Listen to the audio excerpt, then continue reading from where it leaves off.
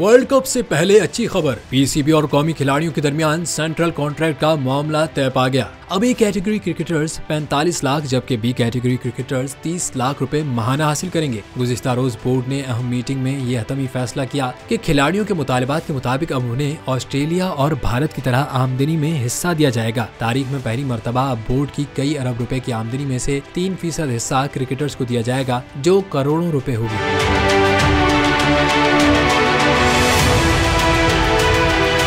नए मुआहदे के मुताबिक A category cricketers Babar Azam, Shaheen Afridi और मोहम्मद रिजवान को महाना 45 लाख जबकि बी कैटेगरी में शामिल खिलाड़ियों को 30-30 लाख रुपए मिलेंगे। दीगर कैटेगरीज के खिलाड़ियों के लिए 15 से 7.5 लाख रुपए महाना रखे गए हैं। वाज़ेह है कि कौमी क्रिकेटर्स 4 माह से तनख्वाहों से महरूम थे और खिलाड़ियों को सिर्फ डेली अलाउंस दिया जा रहा था, जिसके बाद खिलाड़ियों ने मैच शर्ट्स पर कमर्शियल लोगो लगाने से इनकार कर दिया था।